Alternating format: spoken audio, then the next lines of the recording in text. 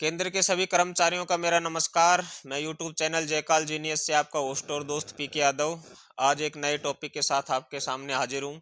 हमारा आज का नया टॉपिक है न्यू टैक्स स्लैब 2024। इसमें salaries by new old tax slab का हम कंपेरिजन करेंगे इसके अंदर, ठीक है। और अगर आप इस वीडियो को अगर नहीं देख रहे हैं तो ये आपके जीवन की सबसे बड़ी भूल है। क्यों है?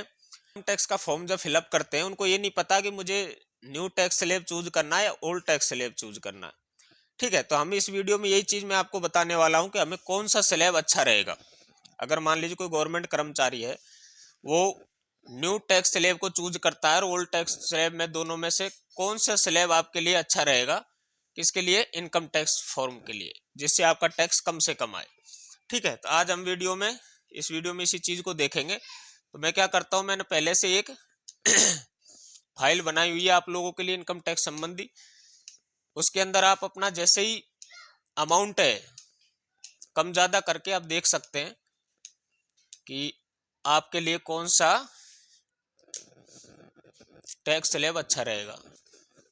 ये देखो, तो ये मैंने एक अलग से एक आपके लिए एक्सेल सीट बनाई हुई है। आप यहाँ पर अपनी राशि है जो ये तो फिक्स अमाउंट रहेगा, किस पर कितना टैक्स मिलेगा। ये देखो ओल्ड टैक्स स्लैब है, इधर मैंने न्यू टैक्स स्लैब लिया है। इस वीडियो को देखने के बाद में आपको किसी प्रकार का कोई कंफ्यूजन नहीं रहेगा कि मुझे ओल्ड टैक्स स्लैब चूज करना चाहिए, न्यू टैक्स स्लैब चूज करना चाहिए। हम कंपैरिजन इसका करते हुए विस्तृत रूप से आज हम इसका अध्ययन करेंगे, ठीक है। तो ओल्ड टैक्स स्लैब आप यहाँ पर देख सकते हैं 0 से 2.5 लाख रुपए तक टैक्स रेट 0 है। न्यू टैक्स स्लैब में 0 से 3 लाख रुपए तक 0% है। इसी प्रकार से आप यहाँ पर देख सकते हैं 2.5 से 5 0, 2.5 से 5% इफ नेट टैक्सेबल वैल्यू है जो इसकी कितनी है, 5 लाख से अधिक है। तो अगर 5 लाख से 10 लाख के बीच में अगर उसकी इनकम है तो 20% उसको क्या देना पड़ेगा, टैक्स देना पड़ेगा। कितना परसेंट? 20%, ठीक है। इसी प्रकार से हम आगे देखेंगे, अगर मान लीजिए किसी व्यक्ति की 10 लाख से अधिक अगर सैलरी है तो उसको कितना परसेंट टैक्स देना पड़ेगा? ओल्ड टैक्स स्लैब के अनुसार 30% का टैक्स देना पड़ेगा। लेकिन न्यू टैक्स स्लैब को हम देखेंगे तो 3 लाख तक, 6 लाख तक और 6 लाख यानी 7 लाख से कम तक उसका जो टैक्स स्लैब है वो कितना रहेगा? 5% रहेगा। सॉरी, 7 लाख से ऊपर होने पर, अगर 7 लाख से कम उसका अगर टैक्सेबल वैल्यू है तो 0%, और अगर 6 से 9 लाख का है तो 10%, 9 से 12 पे 15%, 12 से 15 पे 20% और 15 लाख से अधिक पर 30%। अभी तो आपको इसको देख के वीडियो यहाँ पर इसको पीडीएफ को देख के आपको समझ में नहीं आ रहा होगा, लेकिन जैसे ही मैं नेक्स्ट पेज पे आपको लेके जाऊंगा और हम एग्जाम्पल के साथ समझेंगे तब आपको समझ में आएगा कि ये स्लैब है क्या। अब देखो, मैं यहाँ पर आपको कोशिश करूंगा समझाने की। देखिए, थोड़ा इसको मैं बड़ा कर लेता हूँ, ठीक है। अब देखो, इसमें अगर इनकम रेंज इधर ओल्ड टैक्स है, उधर है न्यू टैक्स रिजीम, ठीक है। ये 2023 नहीं है, इसको 24 कर सकते हैं आप, ठीक। दोनों के लिए सेम है, ये आप 24 कर लेना इसको। तो 0 से 2.5 लाख तक इनकम वैल्यू हो गई उसकी 2,40,000। स्टैंडर्ड डिडक्शन वो ले सकता है 50,000 रुपए का, एक्स्ट्रा कुछ हुआ नहीं। नेट टैक्सेबल हो गए 1,90,000 रुपया, तो टैक्स आएगा आपका 0। 2.5 से 3 लाख रुपए तक, ठीक है, आपका 2,70,000 उसकी हो गई इनकम वैल्यू। स्टैंडर्ड हो गया 50,000 का, नेट टैक्सेबल वैल्यू 2,20,000 की, और टैक्स हो गया आपका 0%। आप यहाँ देख सकते हैं कि 5 से 6 लाख रुपए तक, ठीक है, स्टैंडर्ड डिडक्शन वो ले रहा है 50,000 रुपए का, और उसकी इनकम वैल्यू है मान लीजिए 5,80,000 रुपए सालाना की, तो स्टैंडर्ड डिडक्शन कितना ले लेगा? 50,000 का ले लेगा। अब उसकी नेट जो टैक्सेबल एक्स्ट्रा जो बचत कर रहा है वो 50,000 इधर भी कर रहा है, स्टैंडर्ड डिडक्शन इधर ले लिया 50,000 का, तो 1 लाख आप माइनस कर दीजिए 5,80,000, टोटल 12 महीने की उसकी सैलरी हो रही है मान लीजिए 5,80,000। 50,000 का ले लिया उसने स्टैंडर्ड डिडक्शन और 50,000 का ले लिया उसने सेविंग, उसने दिखाई है, तो उसका नेट टैक्सेबल वैल्यू हो जाएगी 4,80,000 रुपए तक। इसका मतलब 5 लाख रुपए तक ओल्ड टैक्स रिजीम के अनुसार किसी प्रकार का कोई टैक्स यहाँ पर नहीं लगेगा। यानी कि 5 लाख रुपए की इनकम सालाना होने पर आपको किसी प्रकार का कोई टैक्स नहीं देना पड़ेगा आफ्टर स्टैंडर्ड डिडक्शन और सेविंग, ठीक है।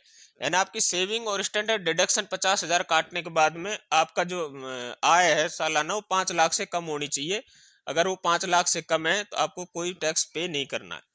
उसी प्रकार से यहाँ पर हम देखेंगे कि न्यू टैक्स स्लैब के अंदर 7 लाख रुपए अगर आपकी इनकम हो रही है सालाना, ठीक है, तो भी आपको किसी प्रकार का अगर न्यू टैक्स स्लैब के अनुसार अगर आप इनकम टैक्स अगर फॉर्म भरते हैं, किसी प्रकार का आपको कोई टैक्स नहीं देना है। आप यहाँ पर अपनी वैल्यू भी चेंज कर सकते हैं इस कैलकुलेटर से, ठीक है। ये मैं सीट वीडियो के डिस्क्रिप्शन में डाल दूंगा। मान लीजिए किसी कर्मचारी को यहीं पे मैं समझा देता हूँ, ज़्यादा समय मेरे पास है नहीं, मैं इसमें जैसे डालता हूँ, जैसे मान लीजिए कि यहाँ पर ये 6 से 7 लाख रुपए का स्लैब है ओल्ड स्लैब के अनुसार, यहाँ 6.5 लाख उसकी इनकम वैल्यू है, 50,000 का उसने स्टैंडर्ड डिडक्शन लिया है और 50,000 की उसने सेविंग शो की है। लेकिन अब ये क्या होगा, 50,000 इससे ऊपर चला गया, 5 लाख रुपए तक कोई किसी प्रकार का टैक्स नहीं है, लेकिन 50,000 रुपए उसको ऊपर जाने की वजह से उसको कितना टैक्स देना पड़ा है, 22,500 रुपए का, ठीक। लेकिन अगर वो न्यू टैक्स रिजीम से अगर वो इसको फाइल करता, यानी कि फॉर्म फिलअप करता, तो उसको क्या होता, स्टैंडर्ड डिडक्शन मिलता 50,000 रुपए का, नेट टैक्सेबल वैल्यू हो जाती उसकी 6 लाख रुपए, तो जीरो उसको क्या देना पड़ता, टैक्स देना पड़ता। तो इस हिसाब से आपने देखा ऊपर के 4 चीजों में तो दोनों ही हमारे लिए ठीक है, क्योंकि किसी प्रकार का दोनों स्कीम में हमारा कोई टैक्स नहीं आ रहा है। लेकिन जब 5वीं जो कंडीशन आई, इस पर हमको न्यू रिजीम है जो हमको यानी कि बेनिफिट दे रहा है, इसमें किसी प्रकार का कोई टैक्स नहीं लग रहा है, ठीक है। तो पहली बात आपको समझ में आई कि न्यू टैक्स स्लैब में आपको किस प्रकार से फायदा इसके अंदर हुआ। छठी कंडीशन में आप देख सकते हैं 8.5 लाख रुपए उसकी क्या है, इनकम वैल्यू है, 50,000 का स्टैंडर्ड डिडक्शन लिया है और 2 लाख रुपए की उसने सेविंग दिखाई है, तो नेट टैक्सेबल वैल्यू हो गई इसकी 6 लाख और 32,500 का उस पर टैक्स लगा है, ठीक है। अब न्यू टैक्स स्लैब में भी क्या किया उसने, 50,000 का स्टैंडर्ड डिडक्शन लिया है, नेट वैल्यू हो गई टैक्सेबल 8 लाख, तो इसमें क्या हो रहा है, 35,000 का आपको टैक्स देना पड़ रहा है, यानी कि 1 लाख रुपए का टैक्स उसको वहां पर एक्स्ट्रा है जो देना पड़ रहा है। तो वो क्या हो रहा है, इस 1 लाख की वजह से उसको 35,000 रुपए यहाँ जा रहा है, लेकिन यहाँ पर कितना जा रहा है, 32,500 ही जा रहा है। अब इस हिसाब से अगर हम देखें तो ओल्ड रिजीम हमारे लिए अच्छा रहेगा, ठीक है। क्यों रहेगा अच्छा सर, इसके अंदर क्या होता है, जो एक्स्ट्रा जो हम सेविंग दिखा रहे हैं, एक्स्ट्रा सेविंग है जो हम, जैसे मान लीजिए 1.5 लाख की हमने दिखाई, ठीक है, तो 1.5 लाख की अगर हम एक्स्ट्रा सेविंग दिखा रहे हैं तो इसके अंदर माइनस हो जा रहा है, ठीक। और 50,000 का ओल्ड पेंशन रिजीम के अंदर हमको एक्स्ट्रा स्टैंडर्ड डिडक्शन भी मिल रहा है, लेकिन न्यू टैक्स रिजीम में हम क्या है, एक्स्ट्रा सेविंग नहीं दिखा सकते, सिर्फ क्या है, स्टैंडर्ड डिडक्शन 50,000 कम ले सकते मात्र। तो हम एक्स्ट्रा अगर हमारी सेविंग ज्यादा है तो हमको किससे भरना चाहिए, हमारा जो इनकम टैक्स फॉर्म है जो ओल्ड टैक्स रिजीम से भरना चाहिए। अगर हमारी सेविंग नहीं है, किसी भी प्रकार के किसी सरकारी कर्मचारी की अगर सेविंग नहीं है तो उसको किससे भरना चाहिए, ऑप्शन फॉर्म इनकम टैक्स का ऑप्शन भरना चाहिए हमें न्यू टैक्स रिजीम से। इस प्रकार से मैंने यहाँ पर सबको दिया, आप अपनी वैल्यू भी यहाँ पर चेंज कर सकते हैं। मान लीजिए 9,50,000 है, इसको मैं चेंज भी कर सकता हूँ, ठीक है।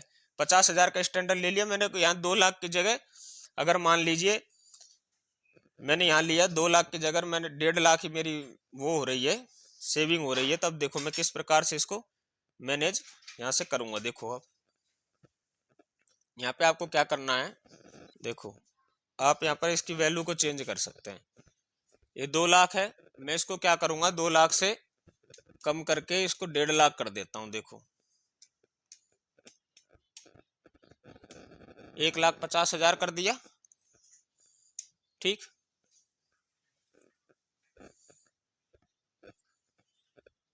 अब मैंने जैसे इसको 1.5 लाख रुपया किया 2 लाख से घटा करके, तो नेट टैक्सेबल वैल्यू हो गई आपकी 7.5 लाख रुपए। तो ओल्ड के हिसाब से जो ओल्ड टैक्स स्लैब है उसके अनुसार उसको कितना देना पड़ रहा है, 62,500 रुपए। अब इसी में न्यू में हम देखते हैं, तो न्यू में देखने से हमको पता चला कि 50,000 का हमने क्या ले लिया, स्टैंडर्ड डिडक्शन ले लिया, नेट टैक्सेबल वैल्यू हो गई हमारी 9 लाख रुपए। अब 9 लाख रुपए पे जो टैक्स बन रहा है वो बन रहा है 45,000 रुपए। यहाँ देखो 45,000 रुपए, तो यहाँ 62,500, यहाँ बन रहा है 45,000। तो हमको कौन सा स्लैब चूज करना चाहिए, न्यू रिजीम स्लैब हमको चूज करना चाहिए, ठीक है। तो इस प्रकार से आप वैल्यू भी चेंज करके इस कैलकुलेटर का आप यूज कर सकते हैं। ये मैं सीट आपको डिस्क्रिप्शन के लिंक में डाल दूंगा, तो आप इससे अनुमान लगा सकते हैं आपके लिए ओल्ड टैक्स रिजीम अच्छा रहेगा या न्यू टैक्स रिजीम अच्छा रहेगा। आपकी बचत ज्यादा है तो आप ओल्ड टैक्स रिजीम को मैं शॉर्ट में बता देता हूँ, ओल्ड टैक्स रिजीम को आप चूज कर सकते हैं। अगर आपकी बचत किसी प्रकार की नहीं है तो न्यू टैक्स रिजीम आपके लिए फायदेमंद होगा। मैं इस एक्सेल सीट को नीचे डाल दूंगा, वहां जाकर अपने वैल्यूज इसके अंदर चेंज करके आप देख सकते हैं। ठीक है, इसके ऊपर मैं एक विस्तृत वीडियो नेक्स्ट वीडियो लाने वाला हूं। अभी मेरे पास इतना समय नहीं क्योंकि मुझे भी कहीं बाहर निकलना है। तो बस आज के लिए वीडियो इतना ही काफी है आपके लिए। आपको मैंने शॉर्टकट में समझा दिया कि आपको कौन सा आपको स्लैब चूज करना चाहिए, ओल्ड इनकम टैक्स या न्यू स्लैब चूज करना चाहिए आपको। ठीक है, अगर आपको हमारी दी गई जानकारी इंफॉर्मेटिव लगती है तो हमारी वीडियो को लाइक, चैनल को सब्सक्राइब जरूर करें। धन्यवाद।